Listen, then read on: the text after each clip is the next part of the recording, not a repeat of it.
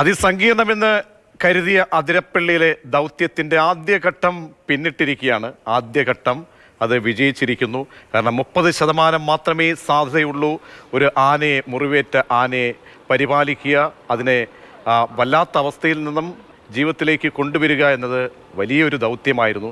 ആ സങ്കീർണ ദൗത്യം പിന്നിട്ടിപ്പോൾ അഭയാരണ്യത്തിലേക്ക് പരിക്കേറ്റ ആനയെ കൊണ്ടുപോകുന്ന ദൃശ്യങ്ങളാണ് ഇപ്പോൾ കാണുന്നത്. വനംവകുപ്പ് ഉദ്യോഗസ്ഥർ നേരത്തെ അതിനെ മയക്കുവെടി വെച്ചു അതിന് മുറിവിൽ മരുന്ന് വെച്ചു. അതിനുശേഷം ഈ എലിഫന്റ് ആംബുലൻസിലേക്ക് അതിനെ മാറ്റിയിരുന്നു. ഇപ്പോൾ അഭയാരണ്യത്തിലേക്ക് കൊണ്ടുപോകുന്ന ദൃശ്യങ്ങളാണ് കണ്ടത്. വളരെ സാധ്യത കുറവുള്ള ഇതിനെ രക്ഷിക്കാൻ സാധ്യത കുറഞ്ഞ എന്നാൽ അതിസങ്കീർണമായ ഒരു ദൗത്യമാണ് ഡോക്ടർ അരുൺ സക്രിയയുടെ നേതൃത്വത്തിലുള്ള സംഘം ഏറ്റെടുത്തത്. വളരെ കൃത്യതയോടുകൂടി അവർ അത് നടപ്പാക്കി. അതിനുശേഷം ഇപ്പോൾ ആനയെ അഭയാരണ്യത്തിലേക്ക് കൊണ്ടുപോകുന്നുണ്ട്. അവിടെ പ്രത്യേകമായ കൂട് തയ്യാറാക്കിയിട്ടുണ്ട്. ആ കൂട്ടിൽ വെച്ചായിരിക്കും ആനയ്ക്കുള്ള തുടർ ചികിത്സ നൽകുക. ഈ പരിക്ക് എത്രത്തോളം ഗുരുതരമാണ്, വ്രണം ഈ ആനയെ എത്രത്തോളം ബാധിച്ചിട്ടുണ്ട് തുടങ്ങിയ പ്രശ്നങ്ങളുണ്ട്. ഇതിൻ്റെ ഇൻഫെക്ഷൻ ആ രീതിയിൽ, അണുബാധ ആ രീതിയിൽ ഉണ്ടായിട്ടുണ്ടാകും. അത് ആനയെ എത്രത്തോളം കഴിഞ്ഞ ദിവസങ്ങളിലൊക്കെ പ്രതീക്ഷ നമ്മൾ ശ്രദ്ധിച്ചാൽ അറിയാം, ആനയുടെ ഈ ചലനം അല്ലെങ്കിൽ അതിൻ്റെ ഒരു സ്മാർട്ട്നെസ് ഒക്കെ ആനയ്ക്ക് കുറഞ്ഞു വന്നിരുന്നു. അത് അന്നാണ് ഡോക്ടർ പറഞ്ഞത് ഇത് ആനയുടെ മൂവ്മെൻറ്റും അതിനെയൊക്കെ നന്നായിട്ട് ബാധിച്ചിട്ടുണ്ട്. ഏതായാലും ഇപ്പോൾ വളരെ പോസിറ്റീവായിട്ടുള്ള കാഴ്ചകളാണ്. നമ്മൾ അപൂർവമായി മാത്രമേ ഇത്തരം സന്ദർഭങ്ങൾ കാണാറുള്ളൂ. പലപ്പോഴും ഈ ജനവാസ മേഖലയിലേക്ക് ഒരു ആന കാട്ടിൽ നിന്ന് വരുന്നു, അത് മുറിവേറ്റതായി ശ്രദ്ധയിൽപ്പെടുന്നു, മാധ്യമങ്ങൾ അത് വാർത്ത നൽകുന്നു, പിന്നീട് ഒരു ദൗത്യം അത് ഏറ്റെടുക്കുക. നമ്മളെ സംബന്ധിച്ചോളം അറിയാമല്ലോ, ആനയെ നമ്മൾ പല വിവക്ഷകളുമുണ്ട്. ആന മനുഷ്യനെ നാട്ടിലിറങ്ങി കൊല്ലുന്നു. പക്ഷേ നമുക്കിങ്ങനെ ഒരു അവസ്ഥയിലേക്കൊരു ആന ഒരു വന്യമൃഗമാണെങ്കിലും അത് കാണപ്പെടുകയാണെങ്കിൽ അതിനെ ചികിത്സിക്കാനുള്ളൊരു ബാധ്യത ഉണ്ട്. അത് ഏറ്റെടുത്തുകൊണ്ട് സമാനതകളില്ലാത്ത ഒരു ദൗത്യത്തിലേക്കാണ് പോയത്. രാവിലെ തന്നെ വനം മന്ത്രി മാധ്യമങ്ങളെ കണ്ടപ്പോഴും പൂർണ്ണമായിട്ടും വനം മന്ത്രിക്കും ഒരു പ്രതീക്ഷ വാക്കുകളില്ലായിരുന്നു. പക്ഷേ കാരണം ഒരു സ്റ്റാൻഡ് ചെയ്തുകൊണ്ടുള്ള ഒരു ആനയല്ല, ആന മറിഞ്ഞു വീഴുന്നു. പിന്നെ അതിന് ബിജു പങ്കജ് ഇപ്പോൾ നമ്മളോടൊപ്പം ചേരുന്നുണ്ട്. ബിജു, ഇപ്പോൾ ഈ ആനയും കൊണ്ട് ഈ സംഘം ഏതുവരെ എത്തി? അഭയാരണ്യത്തിലേക്ക് ഇനി എത്ര ദൂരം ഉണ്ടെന്ന് അറിയാമോ? 26 കിലോമീറ്ററോളം വരും രാജു. അതായത് ഏതാണ്ട് പകുതി ദൂരം പിന്നിട്ടു. കാരണം ഈ വഴി എന്ന് പറയുന്നത് പ്ലാന്റേഷനും ഫോറസ്റ്റ് മാത്രമുള്ളതാണ്. ഈ വഴി തിരഞ്ഞെടുക്കാൻ കാരണം ഇവിടെ തിരക്കില്ല. പിന്നെ രണ്ടാമത് ഈ അധികം വെയിലില്ല. കാരണം ഇത് ഈ മയക്കോടി വെച്ചതിന് ശേഷം വെയിൽ കൊണ്ടുകഴിഞ്ഞാൽ അത് വീണ്ടും മയക്കത്തിൽ നിന്ന് വിട്ടുണരും. അപ്പൊ അതുകൊണ്ട് ആണ് ഈ വഴി തെരഞ്ഞെടുത്തത്. ഇപ്പം ആ ദൃശ്യങ്ങൾ കാണുമ്പോൾ തന്നെ അറിയാം അതിന്റെ ആ മുറിവിന്റെ ആഴം നമുക്ക് ആ ക്ലോസ് ഷോട്ടിൽ നമുക്ക് അറിയാൻ പറ്റും. എന്തായാലും ഇപ്പൊ ഒരു 26 കിലോമീറ്റർ പിന്നിട്ട് കഴിഞ്ഞാൽ മലയാറ്റൂർ അടിവാരമായി. അതായത് മലയാറ്റൂർ പള്ളിയുടെ താഴെ അടിവാരം. ആ അടിവാരം കഴിഞ്ഞാൽ പിന്നെ ഒന്ന് രണ്ട് ചെറിയ ടൗൺ മാത്രമേ ഉള്ളൂ. അതിനുശേഷം കപ്രിക്കാട്ടേക്ക് എത്തും. ബിജു, സാധാരണ നമ്മൾ ഇടയ്ക്കൊരു ബൂസ്റ്റർ ഡോസ് ഒക്കെ സാധാരണ ആനകൾ പോകുമ്പോഴൊക്കെ നൽകാറുണ്ട്. കാരണം അതിൻ്റെ ദൂരക്രമം അനുസരിച്ചും ഇതിൻ്റെ ഡോസിൻ്റെ ആ ഒരു പരിധിയൊക്കെ വിടുമ്പോൾ. പക്ഷേ ഇത് അങ്ങനെ ഒരു ബൂസ്റ്റർ ഡോസ് നൽകേണ്ട സാഹചര്യമുണ്ടോ? കാരണം ആനയുടെ അവസ്ഥ അത്രമേൽ മോശമാണ്. അപ്പോൾ ഇനി അധിക ദൂരം എടുക്കുമോ? എത്തിയ ശേഷം ഇനി മറ്റ് ചികിത്സകൾ സംബന്ധിച്ച് വേഗത വളരെ പ്രധാനപ്പെട്ടതാണ് ഇതിൻ്റെ മുറിവുമായി ബന്ധപ്പെട്ട്. അതിനൊക്കെയുള്ള ദ്രുതഗതിയിലുള്ള സജ്ജീകരണങ്ങളാണോ ഒരുക്കിയിരിക്കുന്നത്? പ്രതീക്ഷിച്ചത് ഒരു മണിക്കൂർ, മാക്സിമം 1 മണിക്കൂറിൽ എത്താൻ പറ്റില്ല. കാരണം ഈ വഴി മുഴുവൻ രാവിലെ തന്നെ ബ്ലോക്ക് ചെയ്തിരുന്നു. പിന്നെ രണ്ടാമത് ഇതിലെ തിരക്കില്ല, നല്ല തണലുണ്ട്. അതുകൊണ്ട് തന്നെ 1 മണിക്കൂറിൽ പിന്നെ ഈ കപ്രിക്കാട്ട് അഭയാരണ്യത്തിലെത്തും. അതുകൊണ്ട് തന്നെ ഒരു ബൂസ്റ്റർ ഡോസിന്റെ സാധ്യത ഇതിനകത്ത് വരുന്നില്ല. കാരണം വളരെ പെട്ടെന്ന് എത്താൻ പറ്റും. ഈ വഴി തെരഞ്ഞെടുത്ത് തന്നെ അതുകൊണ്ട് തന്നെയാണ്.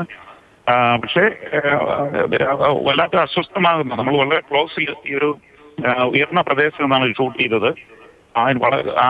അതിന്റെ ആ മുറിവ് കാണുമ്പോൾ തന്നെ ഒരു വല്ലായ്മ തോന്നും. കാരണം അത്രയധികം ആഴമുണ്ട് അതിന്. എന്തായാലും ഫോറസ്റ്റ് ഡിപ്പാർട്ട്മെന്റ് ഇത്തരത്തിലൊരു മിഷൻ ഏറ്റെടുത്ത് അതൊരു 90% സക്സസ് ആയി എന്ന് വേണമെങ്കിൽ കരുതാം. കാരണം വെടി കൊണ്ടതിന് ശേഷം താഴെ വീണപ്പോൾ മന്ത്രി തന്നെ പറഞ്ഞൊരു ആശങ്കയിലാണ്. പക്ഷെ എന്തായാലും അത് എണീറ്റ് വന്നു. അതിനുശേഷം ഇനിയിപ്പോ കൂട്ടിലെത്തിയിട്ട് ബാക്കിയുള്ള ആന്റിബയോട്ടിക് ചികിത്സകൾ നൽകുമെന്നാണ് വനംവകുപ്പ് വെറ്റിനറി ഡോക്ടർമാർ അറിയിച്ചിരിക്കുന്നത്. എന്തായാലും ഇതൊരു 90% വിജയിച്ചൊരു മിഷനായിട്ട് നമുക്ക് വിലയിരുത്താം. ഇനിയിപ്പോ 1 മണിക്കൂർ കൂടി മാത്രം മതി കപ്രിക്കാട്ട് അഭയാരണ്യത്തിൽ.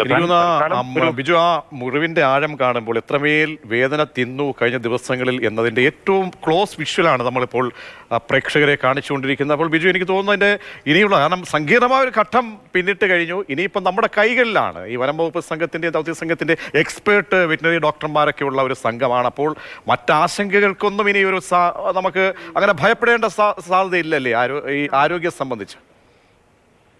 ഇല്ല അത്രയും അതായത് ഇന്നിപ്പം പ്രതീക്ഷ പറഞ്ഞതുപോലെ തന്നെ ഇത് വനംവകുപ്പിന്റെ കൈകളിലായി, വനംവകുപ്പിന്റെ നിയന്ത്രണത്തിലായി. ഒരു തവണ ഇത് വീണ് കഴിയുമ്പോൾ എണീക്കുമോ എന്നുള്ള ഒരു ആശങ്ക എല്ലാവർക്കും ഉണ്ടായിരുന്നു. പക്ഷെ എണീറ്റ് വന്നു. എന്തായാലും ജീവൻ തിരിച്ചു കിട്ടി എന്ന് തന്നെ പറയാൻ വേണമെങ്കിൽ. കാരണം ഇനിയിപ്പോ ഒരു മണിക്കൂർ കൊണ്ട് അവരുടെ കൈകളിലേക്ക് പൂർണ്ണമായിട്ടും അരുൺ ശങ്കയുടെ നേതൃത്വത്തിലുള്ള പിന്നെ 6 ഡോക്ടർമാർ, ഈ വനംവകുപ്പിന്റെ പ്രഗത്ഭരായ ആൾക്കാർ അവിടെ എത്തിയിട്ടുണ്ട്. എന്തായാലും വലിയ തിരക്കില്ലാത്ത വഴികളിലൂടെ പോവുകയാണ്. 1 മണിക്കൂർ മാക്സിമം, അതിനപ്പുറം കപ്രിക്കാട്ടെത്തും. മുറിവ് ഇപ്പോഴും ആശങ്കപ്പെടുന്ന ഒരു സാധനമാണ്. കാരണം എന്താ വെച്ചാൽ ഈ മിഷൻ ഭയങ്കര ഒരു പ്രത്യേകതയുള്ള മിഷനാണ്. കാരണം ഇത് ആദ്യം പറയുമ്പോൾ ഒരു 30% സാധ്യത ഉണ്ടായി ഇത് അതായത് ഞാനിപ്പോ ബിജു ആലോചിക്കുകയായിരുന്നു. കാരണം നേരത്തെ അരിക്കൊമ്പനെയൊക്കെ മെരുക്കി കൊണ്ടുപോകുന്ന സമയത്ത് ബിജു ഫോളോ ചെയ്തിട്ടുണ്ട് നമ്മളൊക്കെ ഓരോ സ്പോട്ടിലൊക്കെ ദൃശ്യങ്ങൾ. അപ്പോൾ ഇത് വേറൊരു രീതിയിലുള്ള വേറൊരു മിഷനാണ്. കാരണം ഒരു ആനയെ നമ്മൾ മറ്റേത് മെരുക്കി കാട്ടിലേക്ക് കൊണ്ട് കളയാൻ വേണ്ടി, കാരണം ജനവാസ മേഖലയിൽ നിന്നും അവിടെ നിന്നും ഒഴിപ്പിക്കാൻ വേണ്ടിയുള്ള ഒരു ദൗത്യം, ഇത് രക്ഷപ്പെടുത്താനുള്ള ഒരു ദൗത്യം. 2 സാഹചര്യങ്ങളൂടെ നോക്കുമ്പോൾ തീർച്ചയായും. കാരണം ഞാൻ എപ്പോഴും ചിന്തിക്കാറുള്ളതെന്ന് ഈ പ്രതിസ്ഥാനത്ത് ജോലി ചെയ്യുന്നവരാണ് വനം വകുപ്പുകാർ. കാരണം ഇതിനെ മുറിവ് കാണുമ്പോൾ രക്ഷിക്കണം, ഇതിനെ രക്ഷിക്കുന്നില്ല എന്ന് നാട്ടുകാർ ചോദിക്കും.